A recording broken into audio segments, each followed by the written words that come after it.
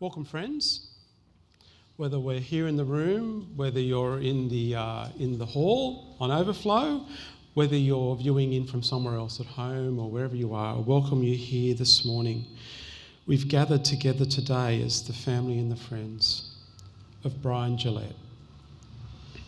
We're here today to mourn his passing. We're here today to remember and to celebrate his life. We're here today to commit his spirit and his mortal remains to God and to the elements, and to offer our support to those of you who knew him best. And as well, perhaps along the way, we may find a small piece of meaning and understanding, not just of death, but perhaps too of life. Before I go any further, please let me briefly introduce myself. I'm the Reverend Graham Anson. I'm the minister here at Corrimal Uniting, and I welcome you here this morning. If you've walked into the chapel or into the hall with a mobile phone switched on, can I suggest you switch it off or put it on silent just to avoid possible embarrassment? And as I say at these times, my words of advice are, don't think it can't happen to you. It'll ring.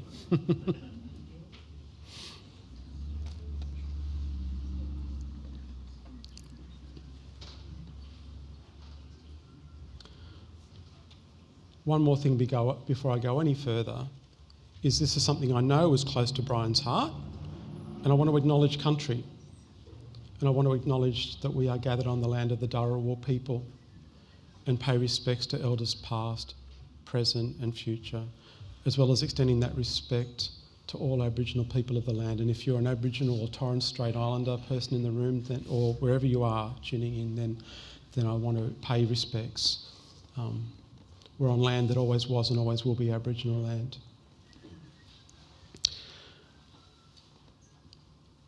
We're going to hear from the Lamplighters Choir. Thank you.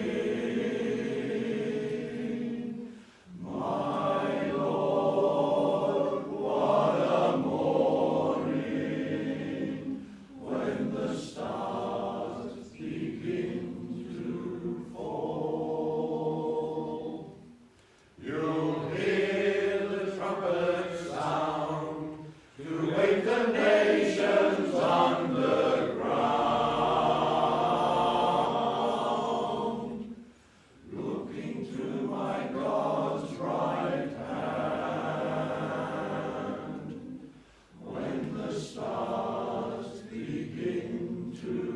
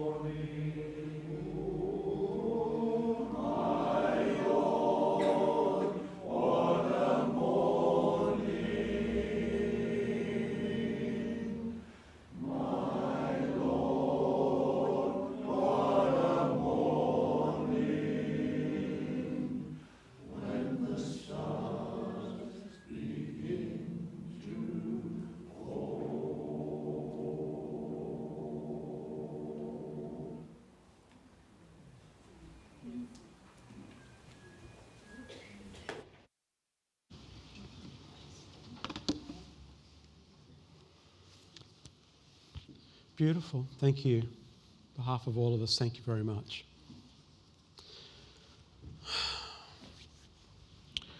Well, friends, death is a mystery. It's unavoidable, unknown on each of our journeys. Not one of us avoids it, not one of us escapes it, and I haven't met anyone yet who likes to talk about their own death that much unless they're facing it themselves. And you know, death and life, they have this kind of strange relationship, one that's probably too deep to try and unpack here today.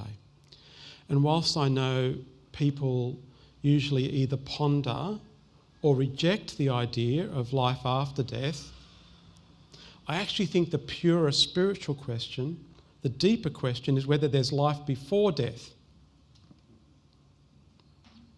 And if there is, what does that look like? What does truly living abundantly and spiritually look like in this life?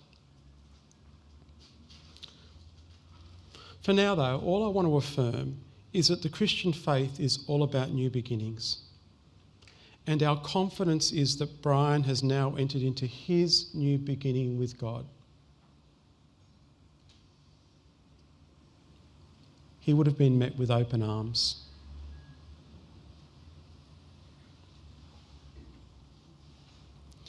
We're assured of this, and I'm going to read to you from the scriptures. I'm going to read from the book of Romans, chapter 8, verses 38 and 39. And it's a fellow by the name of Paul writing, and he says this. He says, I am sure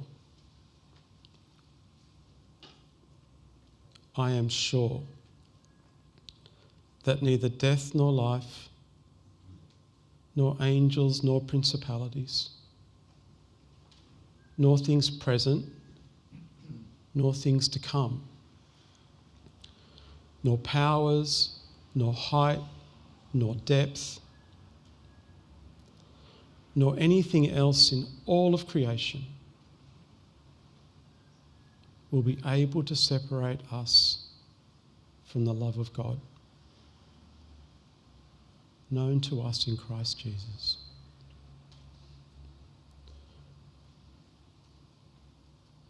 Did you get that? Did you hear what those words are saying? Because I know usually when I say something's in the Bible, people go to sleep. Should say the congregation on Sunday. I'm only kidding. But these are words of assurance for each and every one of us of God's generous and boundless love. And that love extends to you. That love extends to me. That love extends to Brian. We're going to hear again from the scriptures. Wendy's going to bring us a reading from 1 Corinthians. Thank you, Wendy.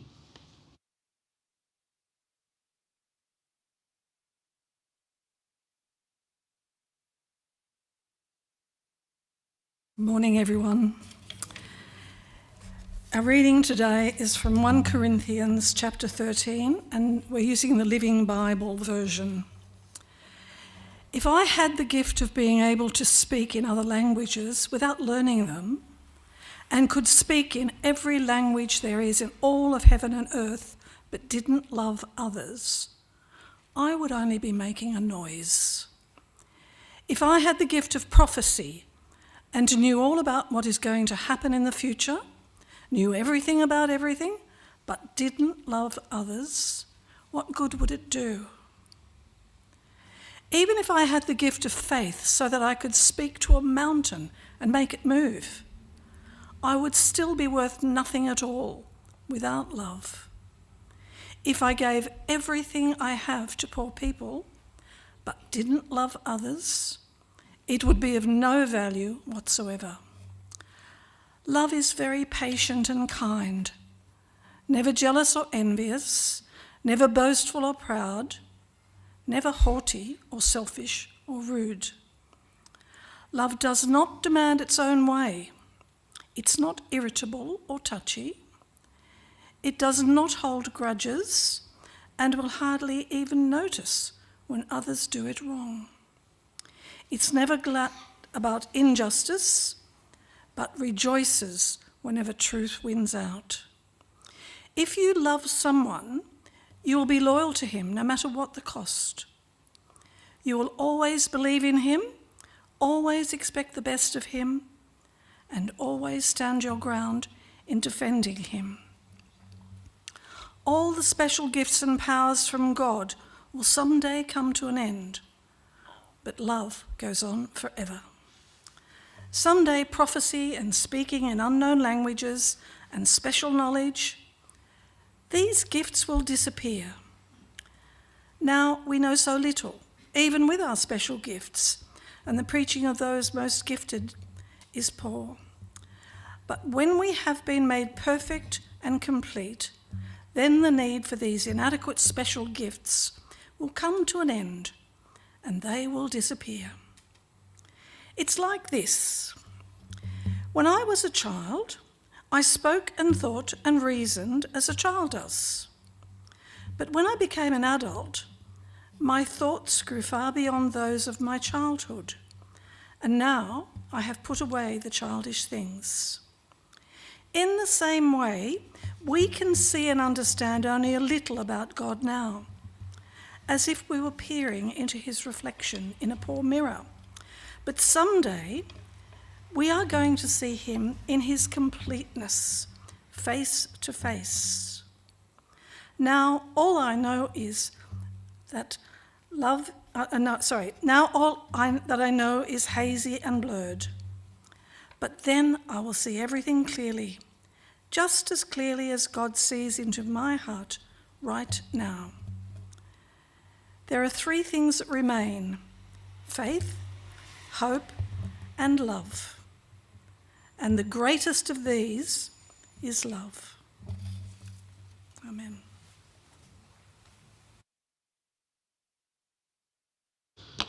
Thank you, Wendy. So we're assured at times like these that God, the author and sustainer of love, the one who Brian drew strength from to love all of us, we're assured that that love extends to us all, that God's love that is comforting, accepting and reassuring is with us now. And so we can entrust Brian's spirit to God with confidence that his journey is now more closely intertwined with God's eternal, unbounded and all-encompassing love. His spirit rests in peace. He rests in peace with God. He rests in peace with Greg and Dave.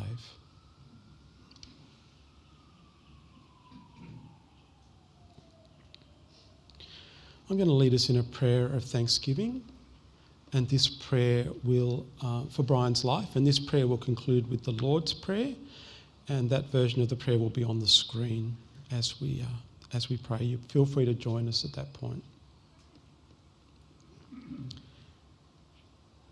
Eternal God, your love for us is everlasting. Your forgiveness knows no bounds. Your grace is all-encompassing, and for this we give thanks. We also give thanks for Brian and for the life he shared with us.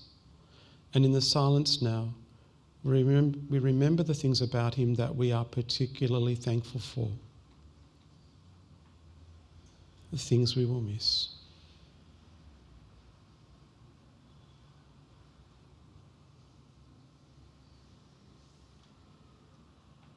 God, in your goodness and love, we give thanks for the gift Brian has been.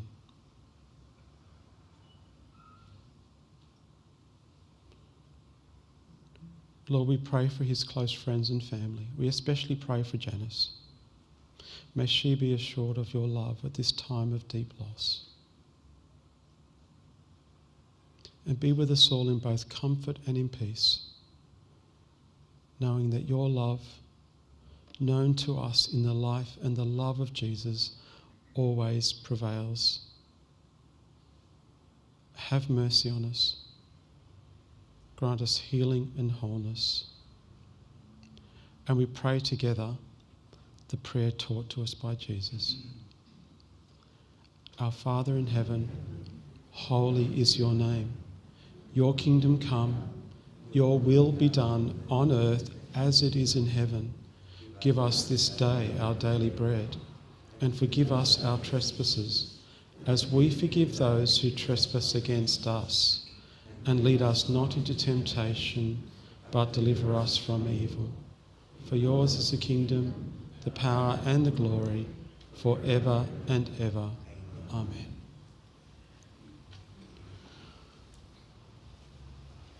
We're now going to take some time to reflect on Brian's life.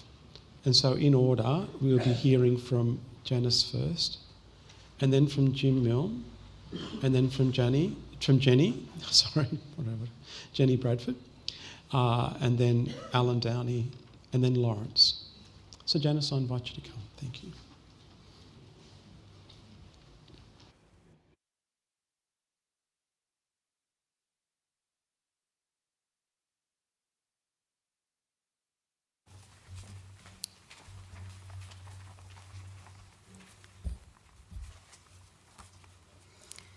It's 20 years today that we were here for David's service.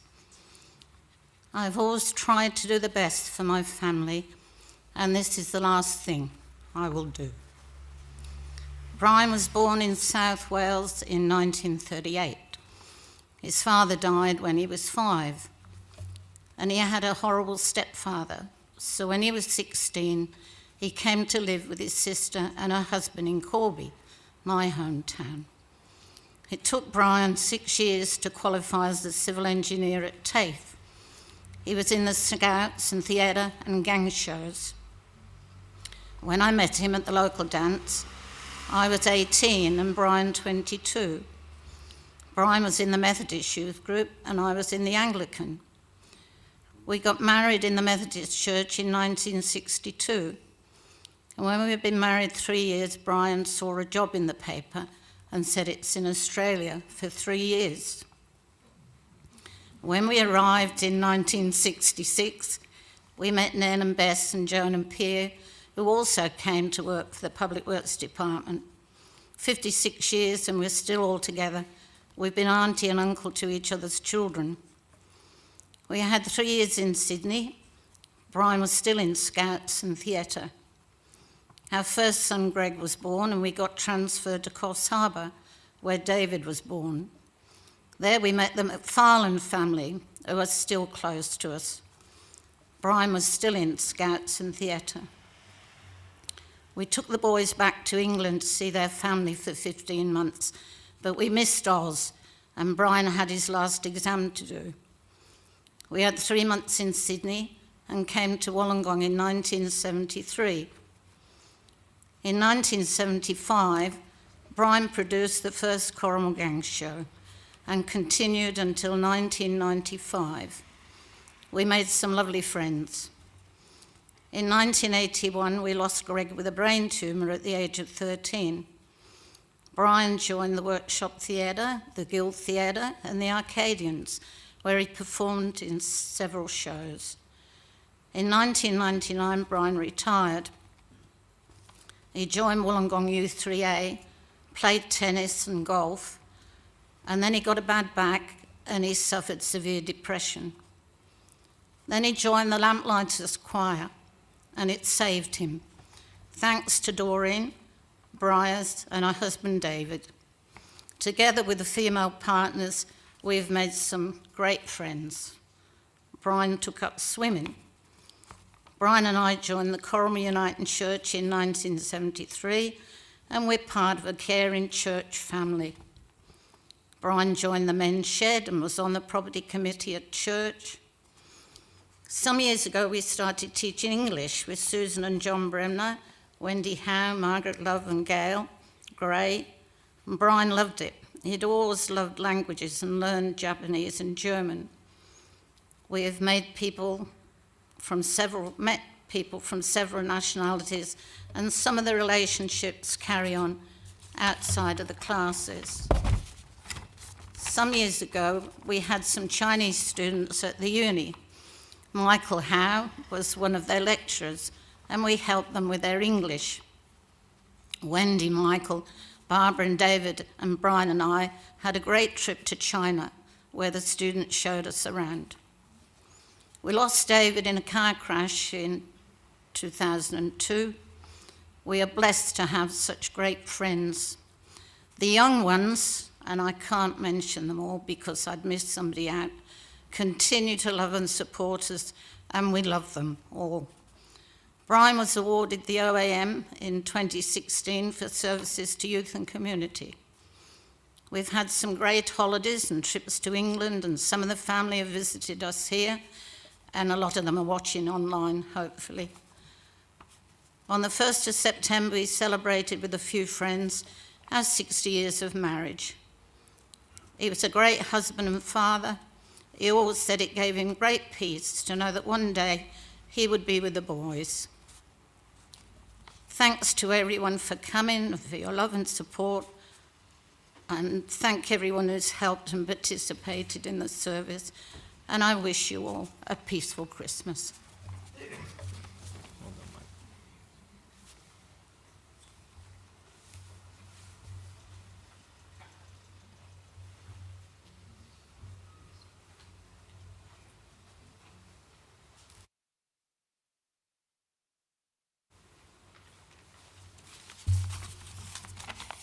Morning all.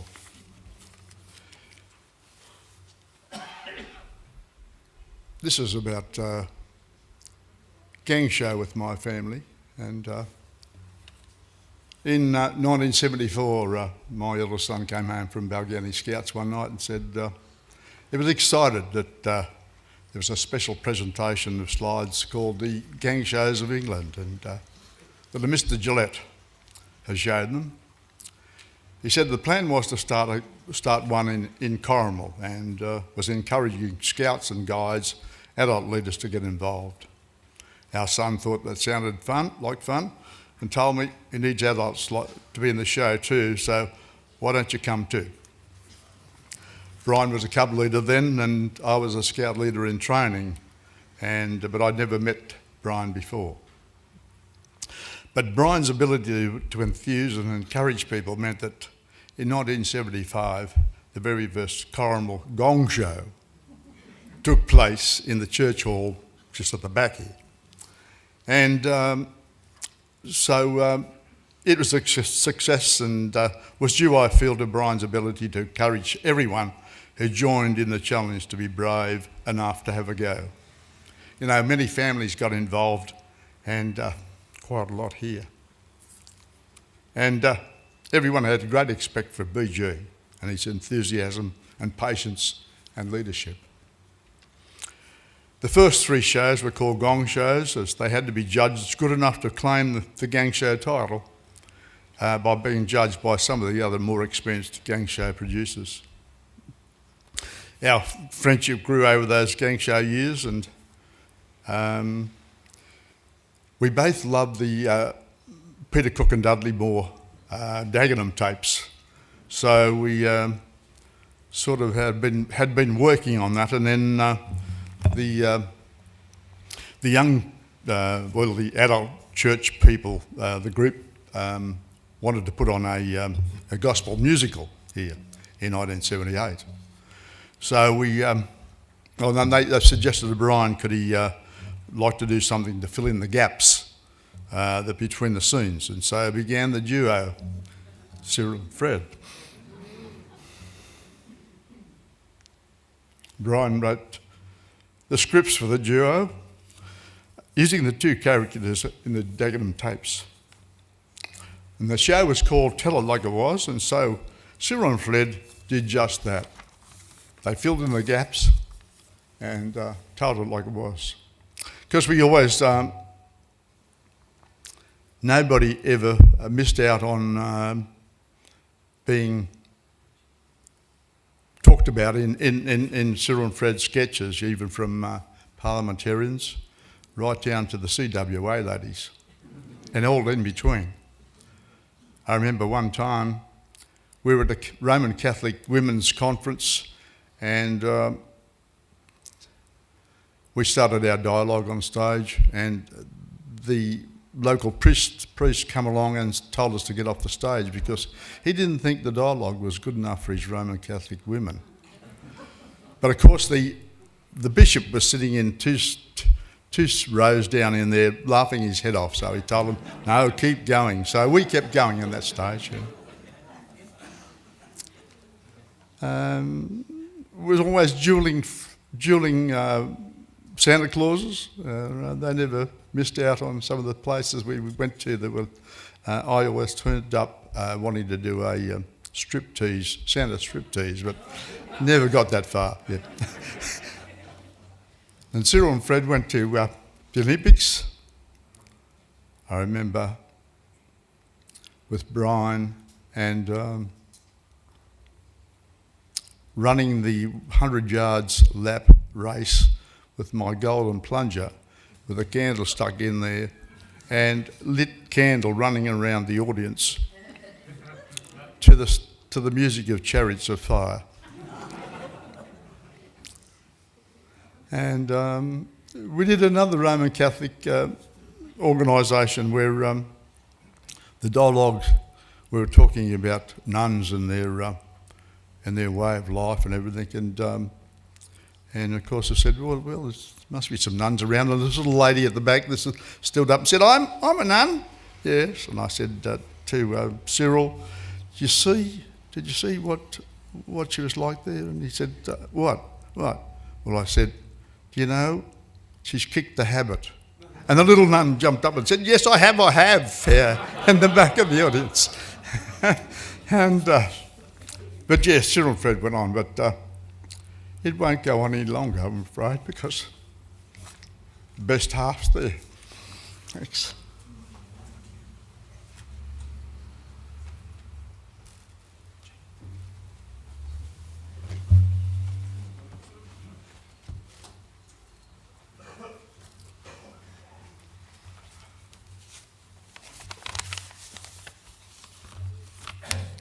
Kane and I are going to read some memories from Brian's nieces. And this memory is from Sue. Uncle Brian lived with my mum and dad from his mid-teens until he married Auntie Janice, so as well as being my uncle and godfather, he also was a big brother to me. He always had a smile, a cheeky wink, or a huge hug available. He was never a disciplinarian. Uncle Brian had the most wonderful range of stories, which often feature a character called Jesus Jones, who turned up to save the day. Uncle Brian and Auntie Janice left for Australia when I was 10 years old, which is a day I will remember. I cried a great deal as I had no idea where Australia was.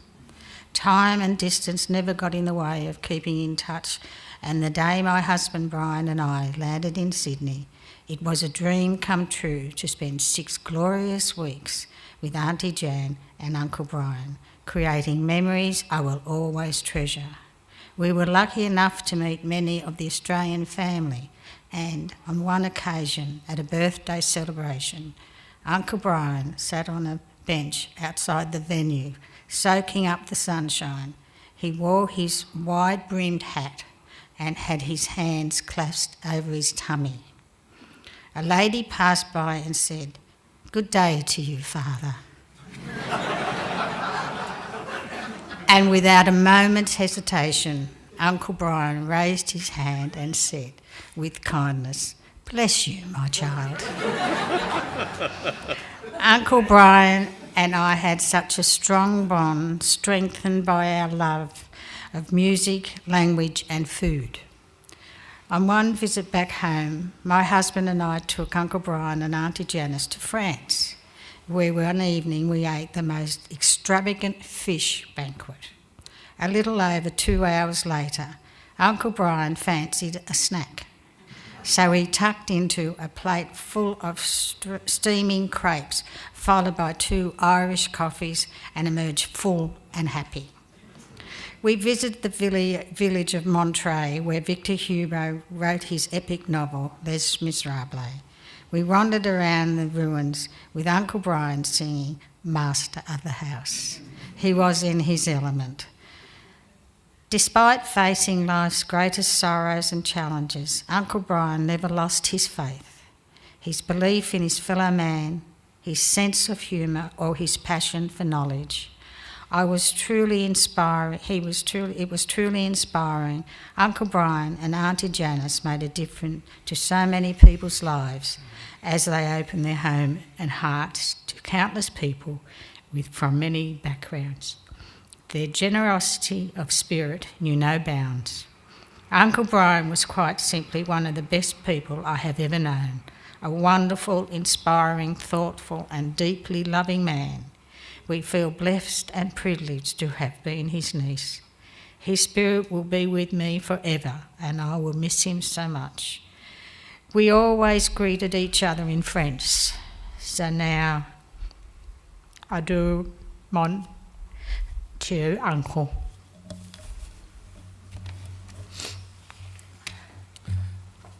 These memories are from Rebecca. What a wonderful man our great Uncle Brian was, and how lucky we are to have known him. It is testament to his personality and loving nature that we had such a close relationship with him, even though we lived on different continents. As a child, I remember thinking it was exotic to use the telephone at an unusual time of day to contact Auntie Janice and Uncle Brian on the other side of the world. It was always so easy to talk to him. He was warm and funny. He would remember little details about our lives or something I had told him the last time we talked. He really cared about other people and took such an interest in their lives. We kept in good contact over the years via email, and Uncle Brian would always make me laugh with some comment he would make. Once, he regaled me with some stories about his work at U3A, and he wanted to know what I thought the collective noun would be for a group of professors. We decided a dissertation. Time spent in person with Uncle Brian was very precious. I cherished the weeks my husband and I spent in Australia in 2010. Auntie Janice and Uncle Brian couldn't have done any more to make our stay comfortable and welcoming. I felt so proud walking around Sydney and Port Douglas with my great Uncle Brian, and I beamed throughout the entirety of his Lamplighters concert, which we were lucky enough to attend. Meeting Jan and Brian's friends was like meeting family. We could see the impact he had on his whole community. A very fond memory I have of spending time with Uncle Brian is when he visited the UK for Nana's 80th birthday. We had a wonderful meal, and afterwards we compared tummies.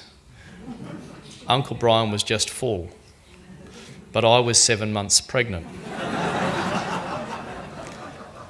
Once my daughter was born, he sent me an email explaining the different foods which he had enjoyed recently and why that meant he wasn't about to bounce back into shape anytime soon. He knew how to make people smile and how to share joy. I will miss him. Goodbye, my truly great Uncle Brian. This memories comes from Claire. It has always been easy to adore Uncle Brian because he was caring, kind, funny and wonderfully daft. From being quite little, I knew he was a special person because my mum would light up when she spoke to him on the phone, as his joy was enthusiasm transcended the miles between them. Auntie Jan and Uncle Brian visited us once via Singapore and bought me and my sister beautiful pyjamas that I wore for a school assembly, taking every opportunity to tell my friends that the PJs were from my Welsh Australian uncle. I have always loved the art of storytelling, and Uncle Brian was a master. Whether it was a tale over dinner with friends or enthralling an audience, he had a natural way of bringing people together through laughter, music and stories. I saw his effortless talents when I visited Australia in 2004 and spent time with their friends, choir and fellow volunteers. It brings all his UK family enormous comfort to have met the people who are with Auntie Jan and honouring Uncle Brian at this time. We have no doubt that the love that defined their life in Australia is reflected back in 1,000 ways today. I will miss Uncle Brian. Greeting on the phone. Geez, Claire, it's nice to hear from you. But I will forever smile when I think of that giant spirit of a man who lived life and curiosity and kindness while bringing happiness to everybody he knew. God bless Brian.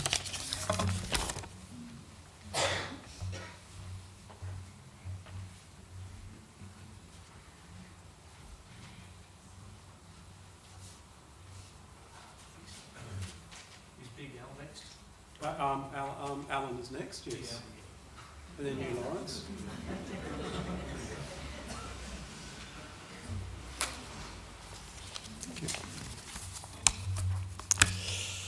My name's Alan Downey. I've been a work colleague of Brian's for about 26 years and a dear friend for much longer. I'm very honoured to be asked by Janice to give a brief summary of his work life, which is, we've got to pay our rent, haven't we? So the following is a brief outline of Brian's working life with the New South Wales Public Works Department. Brian started work as a mine surveyor in the Corby region in the UK, and in late 1965, Brian was recruited in London to work for the Public Works Department in Sydney. So Brian and Janice sailed to Sydney early the following year, and Brian commenced work in February 1966. And funnily enough, that was the same year, month and year that I started, but I didn't know Brian then. After a couple of weeks' orientation, Brian finally started work in the sewer design section of the department.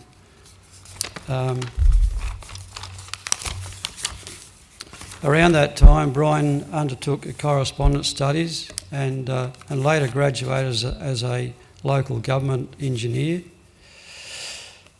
In 1968, after having enough of the city life, Brian was transferred to the Coffs Harbour district. This office was, and probably still is, located close to the harbour itself in Coffs Harbour. Must have been a bit hard to take, Janice. At Coffs Harbour, Brian was involved in harbours and rivers work, which included jetty maintenance, boat ramps, slipways and many other school ground improvements. In 1973, Brian again transferred, this time to Port Kembla, and by the late 90s to the Wollongong Regional Office, where he continued with his harbours and rivers projects. Brian was someone who had a mentoring approach towards the young engineers and technical staff. Those same people have told Janice recently how Brian encouraged them and installed values that they would carry with them throughout their careers.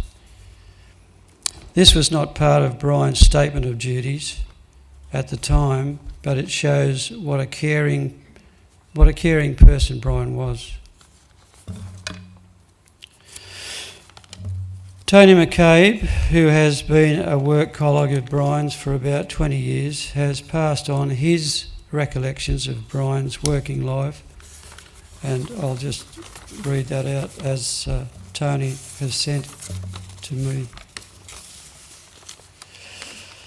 Brian was the epitome of a hard-working, no-fuss civil engineer. He was approachable, open to suggestions from young engineers, and dogged in his endeavours to get the job done.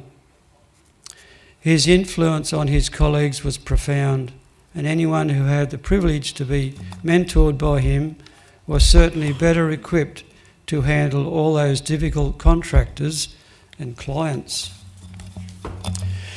His work with the New South Wales Public Works varied from engineering projects such as car parks, drainage improvements and playing fields at numerous schools throughout the South Coast and Southern Highlands. But perhaps his favourite and most rewarding were his harbours and ports projects. Brian was the king of the South Coast, improving the harbour facilities at Bellambi, Wollongong, Berkeley and Shell Harbour locally, but none more than at Bateman's Bay, Ulladulla and Eden.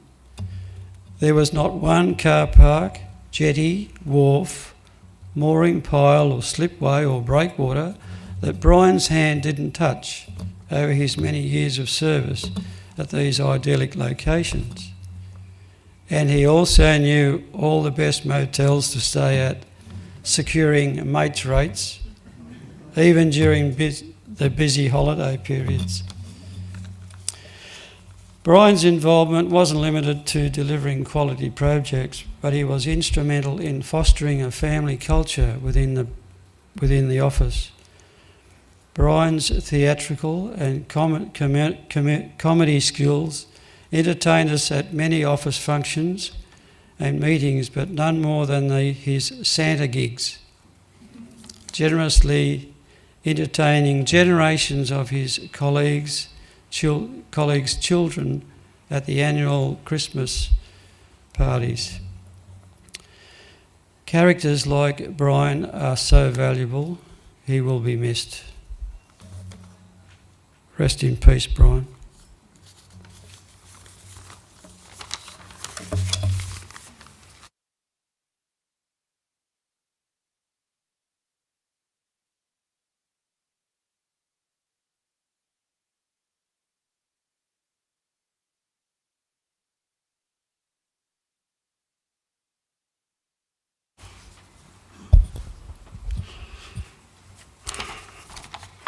Well, Brian was a man of many talents. Probably his main attribute was being a lovely bloke and a gentleman.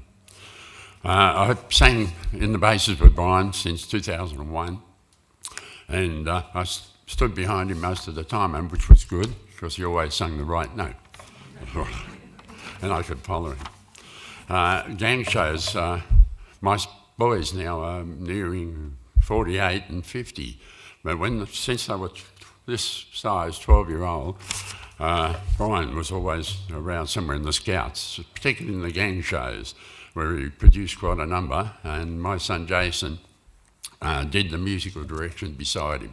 And Brian was always there with a helping hand and a great comment and a help out. As I do, I've written a verse for him, a poem. It's called Brian, Gillett, Gone, but Not Forgotten. When it came to gang shows, the bloke, he was the best. And for all his toil and talent, an OAM adorned his chest. And with the late Diana Brown, they performed Dinner for One. And let me tell you all, it was a lot of fun.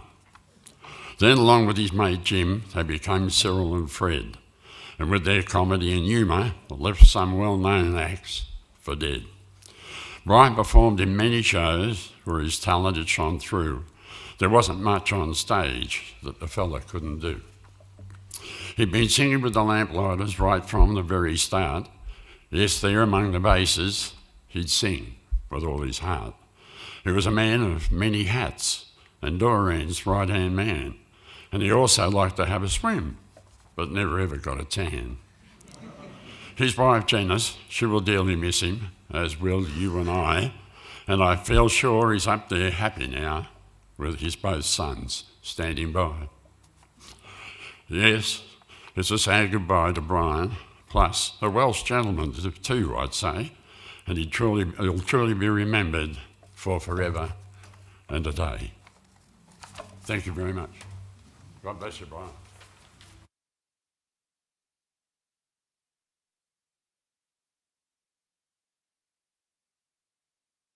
Thank you, everyone who shared. It's great to get those. It's a privilege to get those kind of insights into Brian's life and who he's been amongst us. we're going to have now a presentation from the gang show, so I'm going to invite you to come up now. Thanks, Rob.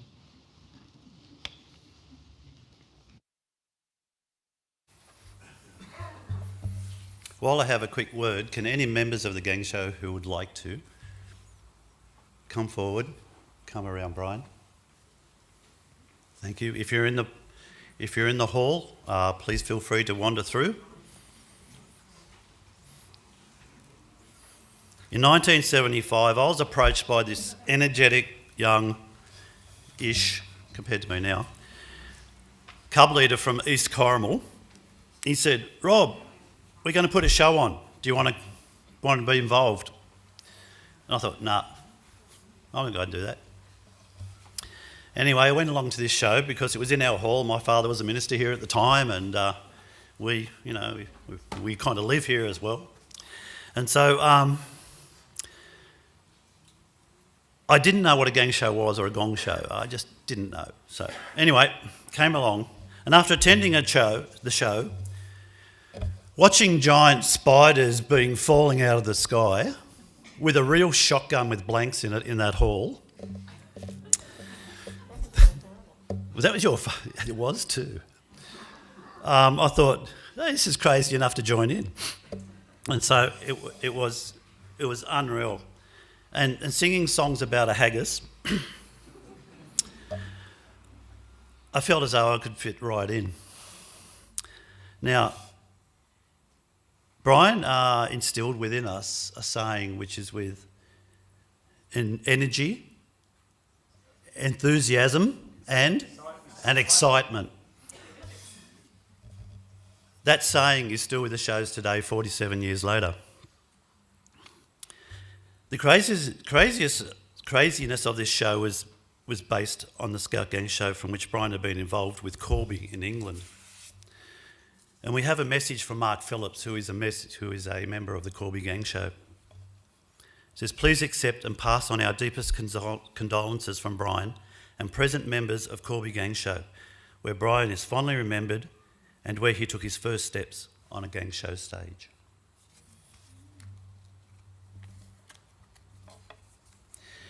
"47 years later, he's still a critic. We have our show this year. We had to change theatres after the dress rehearsal night due to the flood in the IMB theatre. Yes, it came down while we were rehearsing. The deluge curtain hadn't been used for 30 years, came down. What are we to do? Anyway, we moved next door, had a terrific show. Brian came up on stage after the show. I made a few notes. Most of them were jokes, but anyway. But it was great. To us, BG is Mr. Gang Show. Ralph Reeder started 100 years ago. But to us, Brian is our Mr. Gang Show. And without his enthusiasm for the show, starting that show many years ago with Jim, or Fred, Ross Sampson, Boris, Cobb Williams, and many other supporters, we would not have been able to continue today. Quite a few years ago, I wrote a song that was about Baden-Powell. Hasn't been really performed, maybe once.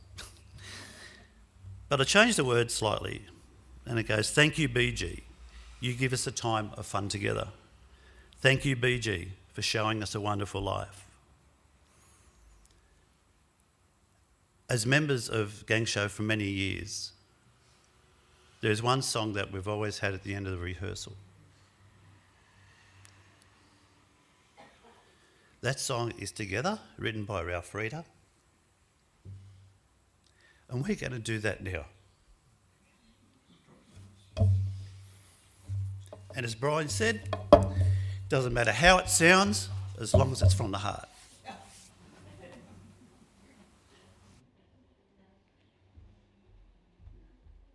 I'm going to be selfish here because we always met in a loop and linked arms.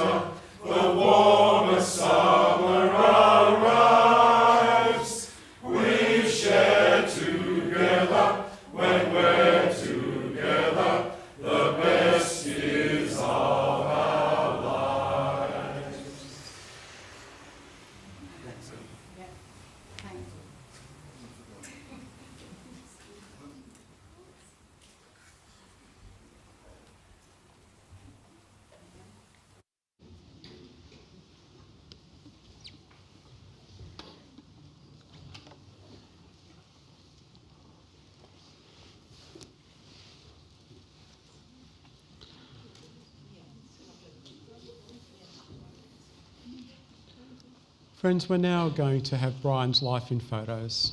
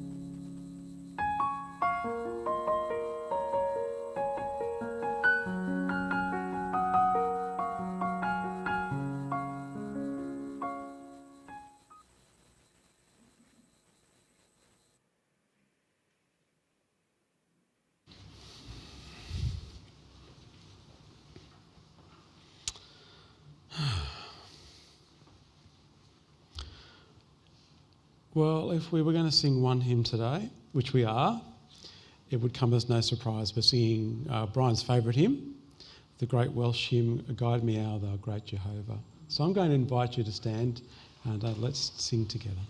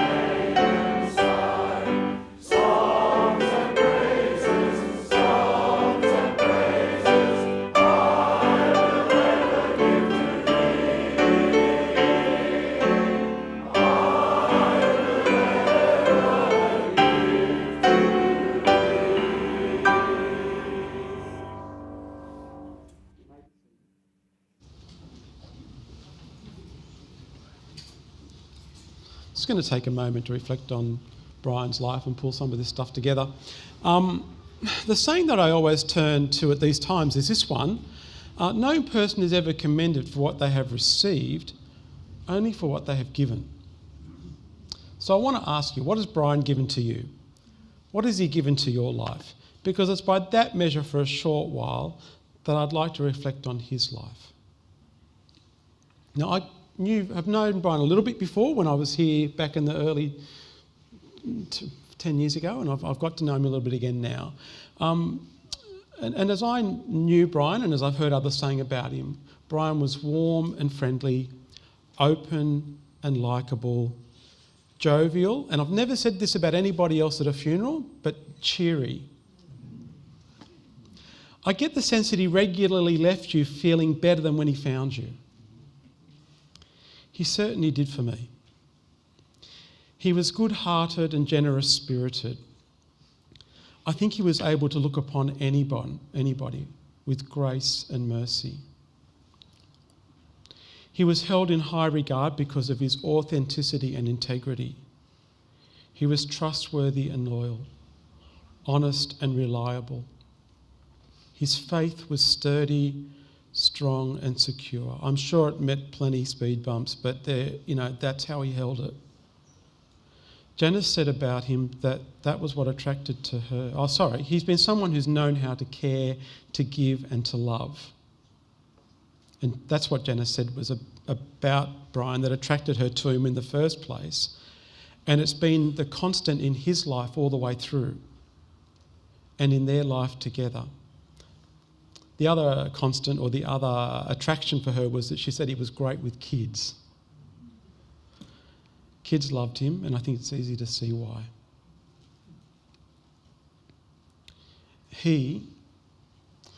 Actually both of you, Janice, you and Brian, both you and he have been a pillar, a shady tree for others, for many others, who have struggled in life when they faced adversity.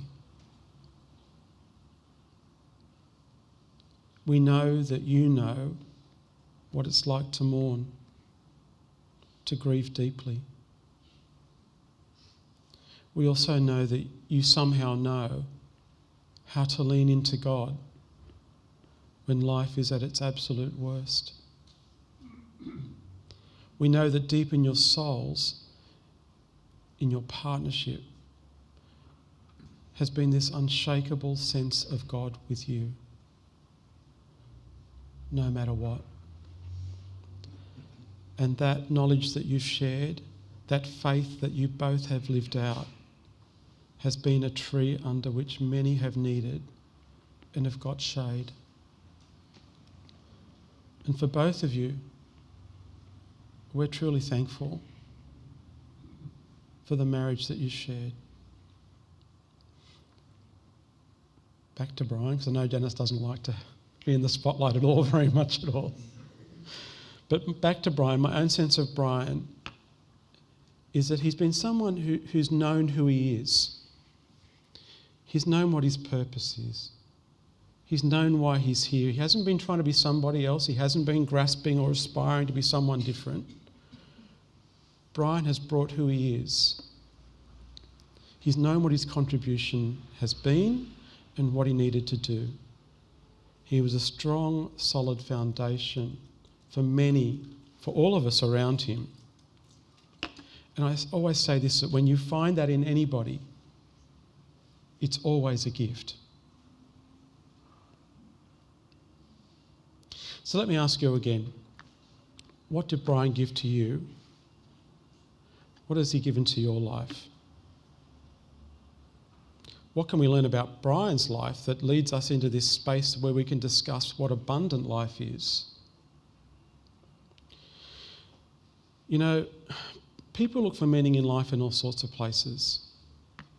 In the size of their house or their home, the address or the street that it's on. People look for meaning in life in their education, in their employment, in their looks, in their intelligence, in their status, in their car, in the size of their plasma TV screen, how exotic their last overseas holiday was, the latest tattoo and where it's placed. And there's nothing wrong with those things. They add quality to life in their own way. But on their own, they don't give life meaning. Meaning in life comes by giving in love to others. Loving your neighbour with the same love that you know in God. And with Brian, whoever he has been for you, whatever his legacy, I think you can know that he has been giving his gift to you in love. A love that he has received through his faith, and a gift that he passes on to you. A life filled with rich and deep meaning, lived abundantly, the deepest and highest spiritual life you can have in many ways. And for that, I think we can all be truly thankful. And my hope and my prayer for each and every one of you is that when you walk out the door of here today, you'll find something from Brian's story that helps you find a compass for your life on how to be loving, giving, compassionate, merciful, generous, cheery.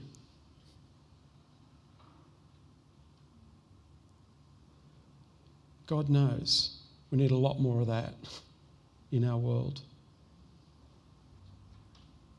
And my challenge to you is to go out of here and to live something that looks like that.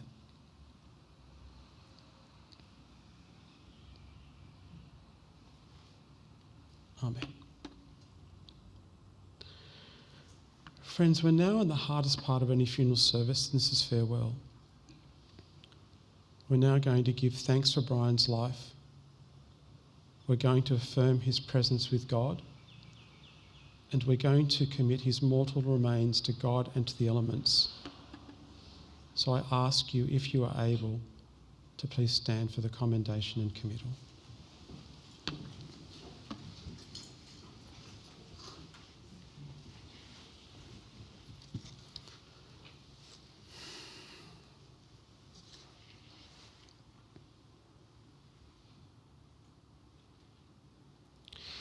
Brian, we thank you for all you have been and for all you have given.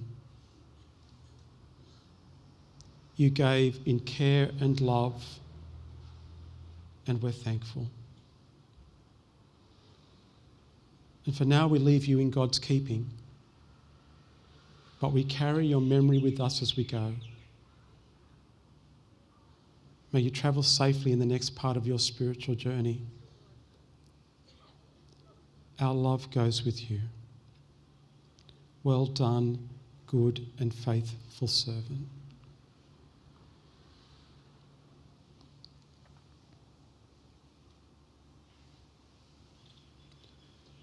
Eternal God, we trust in your love of and care for each and every one of us. And so we trust in your love and care of Brian. From the time you first knew him, right through to the time of his earthly passing, and now through all eternity, we entrust his spirit to you. God, hold him in our hearts and in your keeping through Jesus Christ. Amen.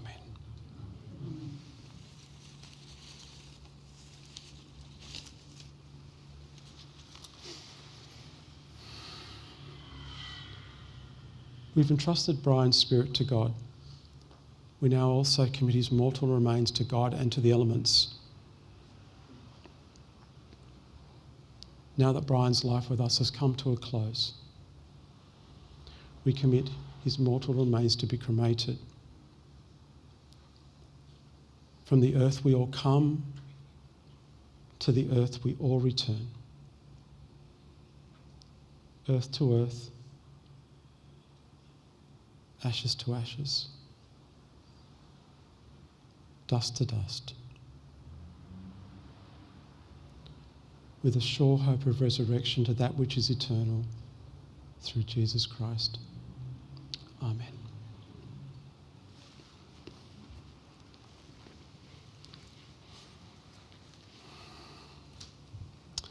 Brian's mortal remains will be laid to rest with those of Gregory and David in the gardens of the Wollongong Lawn Cemetery.